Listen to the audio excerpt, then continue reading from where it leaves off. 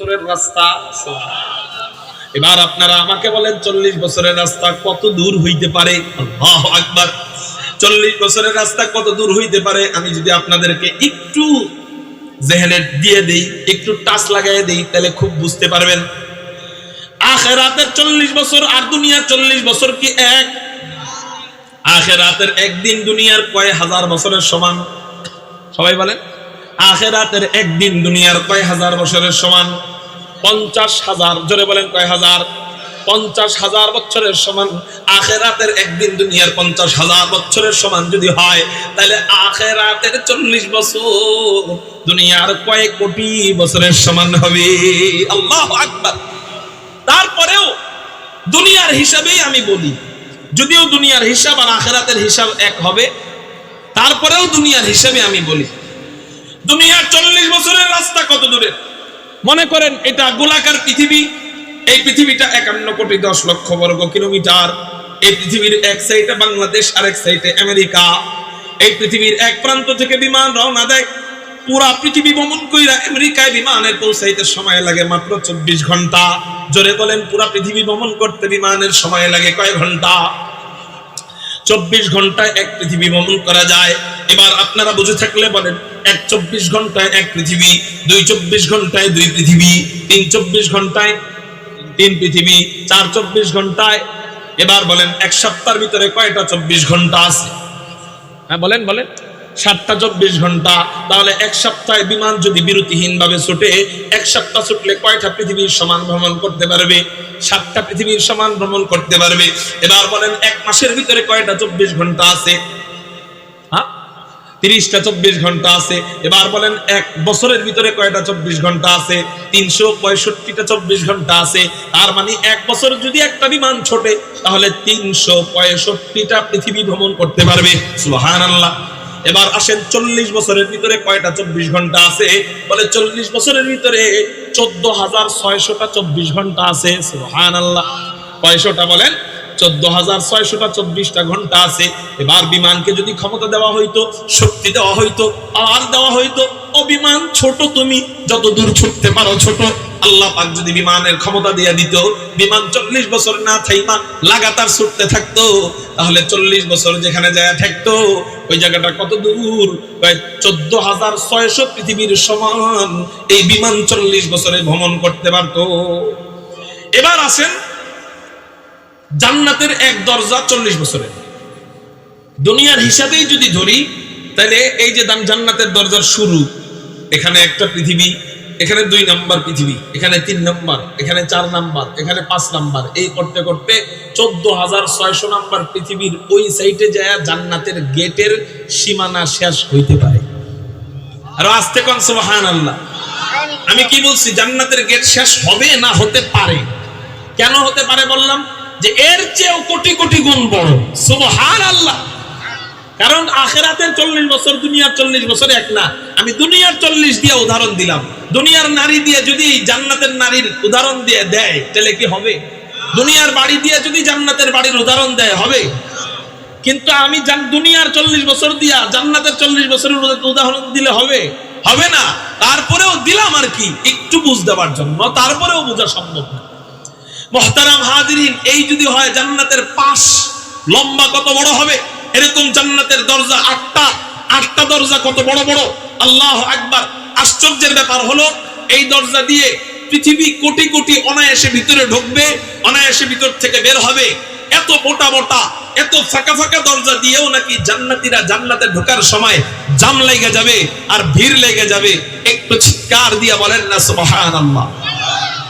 তাহলে আপনি চিন্তা করেন, আল্লাহ কত কোটি বান্দাদেরকে মাফ কইরা জান্নাতি বানাইলে ওই দরজার সামনে জাম লাইগা যায়, ওই দরজার সামনে ভিড় লাইগা যায়। আল্লাহ পাক রব্বুল আলামিন যেন আমাদেরকে ওই দরজার সামনে জামে দাঁড় করায়। সবাই বলি আমিন। এবার আসেন জান্নাতের দরজা 8টা পাইছি। এবার আসেন জান্নাতের দরজার নামগুলোও তো জানছি না? এখন আসেন কোন দরজা দিয়ে কারা জান্নাতে প্রবেশ করবে। 1 নাম্বার দরজার নাম বাবুস সালাহ। আল্লাহ পাক রব্বুল আলামিন এই দরজা দিয়ে কাদেরকে জান্নাতে প্রবেশ করাবেন? নবীজি হাদিসের মধ্যে বলেন, যেই বান্দারা, যেই বান্দিরা নামাজকে বড় মহব্বত করে, নিজেরাই শুধু নামাজ একা একা পড়ে তাই নয়, সমাজকে নামাজের প্রতি তালিম দেয়, নিজে একা একাই পড়ে তা নয়, পরিবারকেও নামাজের প্রতি উৎসাহিত করে এবং নামাজের তাকিদ দেয়, সন্তানদেরকে নামাজের জন্য শাসন করে। ও আনফুসাকুম ওয়া আহলিকুম নারা, নিজেও জাহান্নাম থেকে বাঁচে, পরিবারকেও জাহান্নাম থেকে বাঁচানোর জন্য নামাজের তাকিদ দেয়। আমাদের মধ্যে তো দেখা যায় একজনে মসজিদের সভাপতি, সবার কাতারের মুসল্লি সে, সবার প্রথম কাতারের মুসল্লি সে, সবার আগে আগে নামাজে আসে সে, কিন্তু তার পরিবার নামাজ পড়ে না, তার সন্তানরা নামাজ পড়ে না, তার বিবি নামাজ পড়ে না। এটা নিয়ে তার কোনো মাথা ব্যথা নাই, ঠিক না বেঠিক?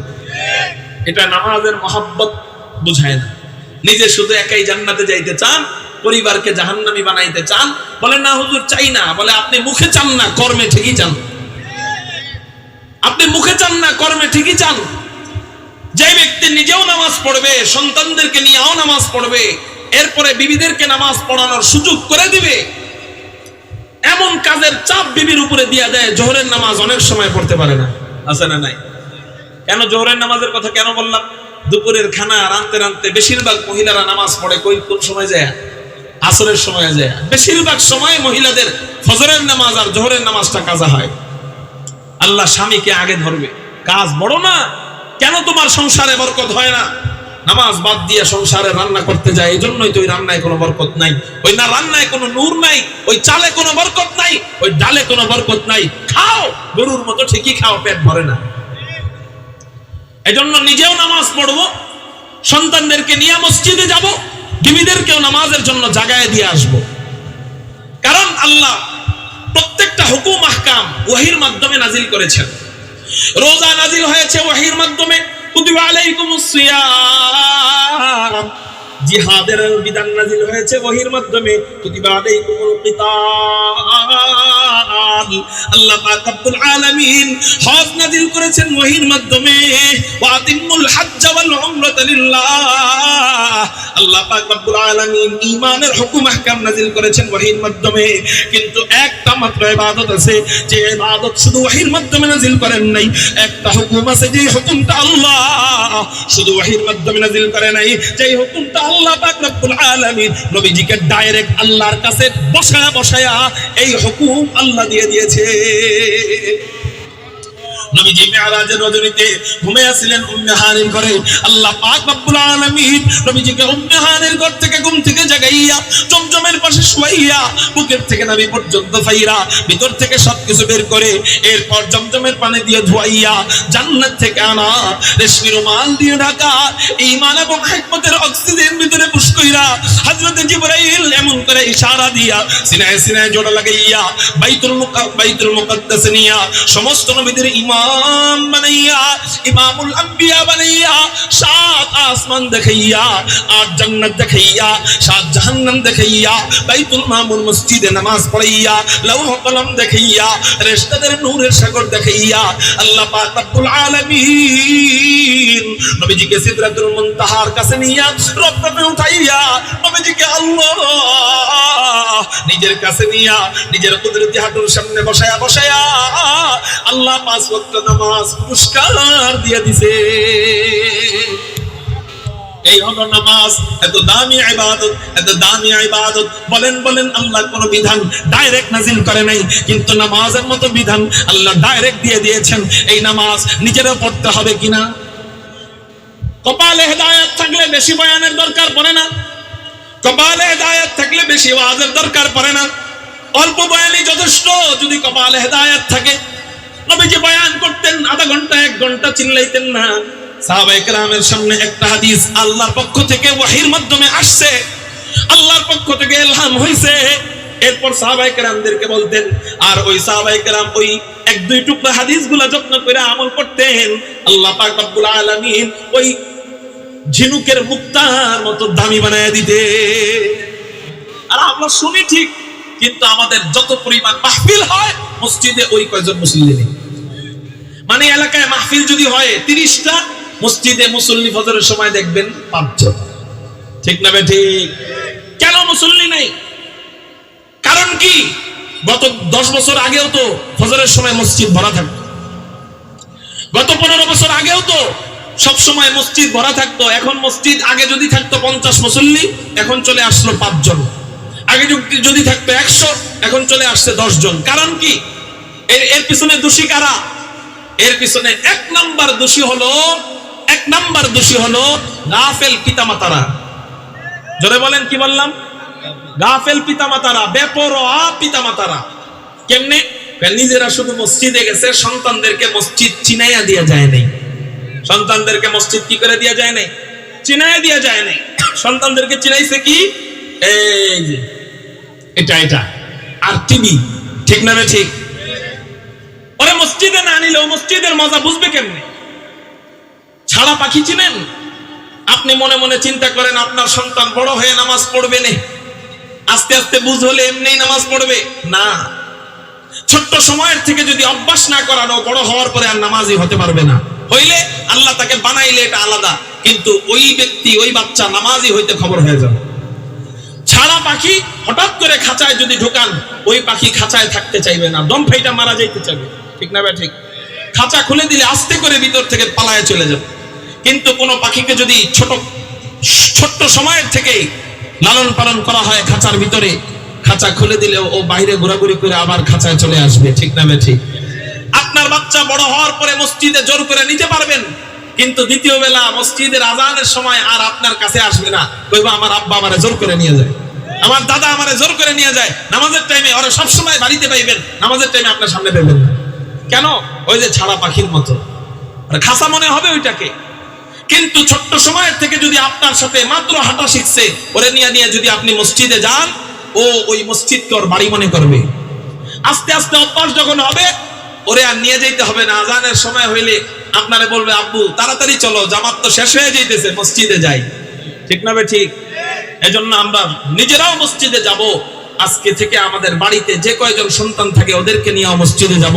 হুজুর সন্তানরা তো মসজিদে যায় দুষ্টামি করে, ওরা নামাজে ব্যাঘাত ঘটায়।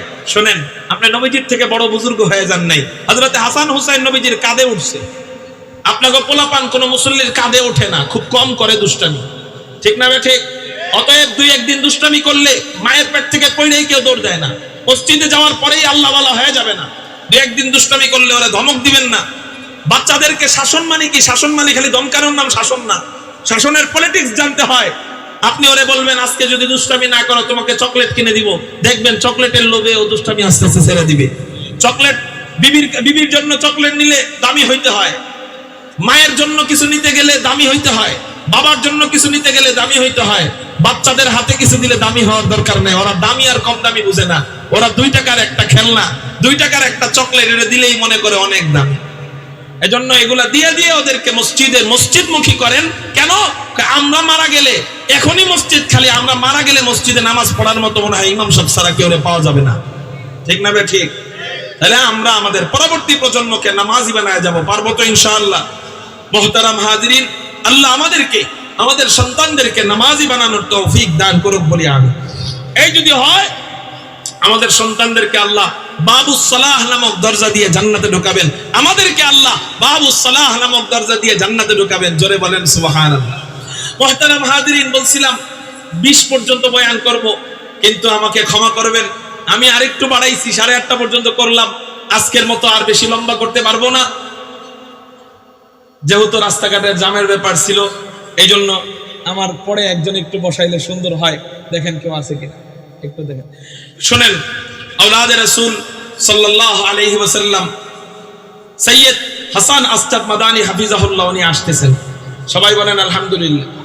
একেবারে কাছে আছে, একেবারে কাছে আছে। লজ্জিত হয়ে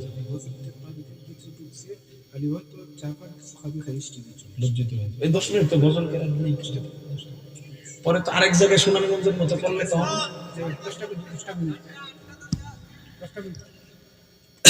আচ্ছা 10 মিনিট পরে কিন্তু হুজুরে না আসলে আমি শেষ করে।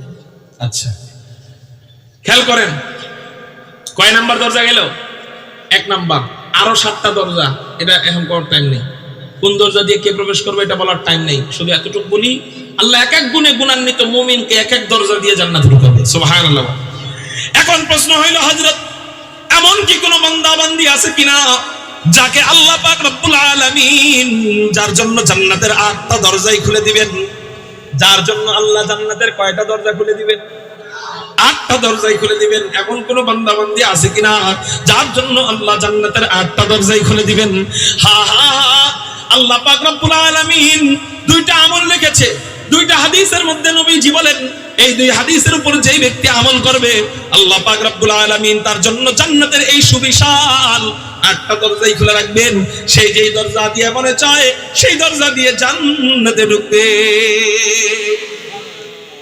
1 নম্বর হাদিস হলো মুসলিম শরীফের হাদিস। নবীজি বলেন কোন ব্যক্তি যদি সুন্দরভাবে ওযু করে, ভালোভাবে ওযু করে, ওযু করার পর কালিমা শাহাদাত পড়ে, আশহাদু আল্লা ইলাহা ইল্লাল্লাহ ওয়া আশহাদু আন্না মুহাম্মাদান আবদুহু ওয়া রাসূলুহু, কালিমা শাহাদাত পড়বে, এই আমলটা যে ব্যক্তি জারি রাখবে তার জন্য শুধু বাবুস সালাহ জান্নাতের দরজা খোলা থাকবে না, তার জন্য শুধু বাবুল জিহাদ নামক দরজা খোলা থাকবে না, তার জন্য শুধু বাবুর রায়্যান নামক দরজা খোলা থাকবে না, তার জন্য শুধু বাবুস সাদাকা নামক দরজা খোলা থাকবে না, তার জন্য বাবুল কাযিমিনাল গায়যা ওয়াল আফিনা আনিন নাস এই দরজাই খোলা থাকবে না।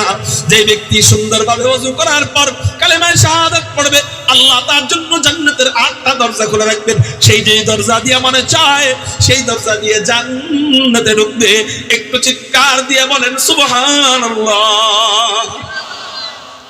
এই ছোট্ট একটা আমল করতে পারবেন কারা কারা? আল্লাহু আকবার বলে হাত উঠান। পারবেন ইনশাআল্লাহ। আল্লাহ তুমি কবুল করো, বলি আমিন। দ্বিতীয় হাদিসের উপর যে আমল করবে তার জন্য আল্লাহ জান্নাতের 8টা দরজা খোলা রাখবে। দ্বিতীয় হাদিসের উপর আমল যারা করবে তাদের জন্য জান্নাতের 8টা দরজা খোলা রাখবে। দ্বিতীয় হাদিসটা হলো মহিলাদের জন্য। জোরে বলেন কাদের জন্য? এটা আমাদের জন্য না, এটা মা বোনদের জন্য। কাদের জন্য? সেই হাদিসটা কি? قال رسول الله صلى الله عليه وسلم اذا صلت المرأة خمسها وصامت شهرها وحفظت فرجها وأطاعت زوجها, নবীজি বলেন যেই মহিলা 4 গুণ অর্জন করবে, চিৎকার দিয়া বলেন কয় গুণ অর্জন করবে? যে মহিলা, যেই বোন, যেই মা 4টা গুণ অর্জন করবে আল্লাহ পাক রব্বুল আলামিন তার জন্য জান্নাতের বিশাল বিশাল 8টা দরজা খুলে রাখবেন।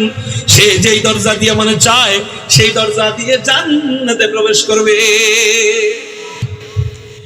এই 4 গুণগুলা কি কি মা বোনদেরকে মুখস্থ করাইবেন।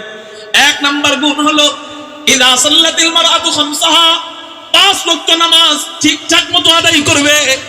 2 নাম্বার গুণ হলো ওয়াসামাত শাহরাহা, সামনে রমজান আসতেছে, ঠিকমতো রমজানে রোজা রাখবে।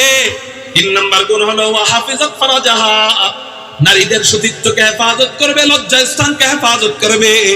4 নাম্বার গুণ হলো ওয়া আতাআত যাওজাহা, স্বামীর অনুগত্য করবে, স্বামীর মুখে মুখে কথা বলবে না, স্বামীর সাথে বেয়াদবি করবে না, স্বামীর সাথে খারাপ আচরণ করবে না, স্বামীর রাগ হয়ে একটা ধমক দিলে সে উল্টা পাল্টা 10টা ধমক দিবে না, স্বামীর মুখে মুখে আঙ্গুল তুলে কথা বলবে না, স্বামীর বিরুদ্ধে কারো নামে কারো কাছে গীবত করবে না।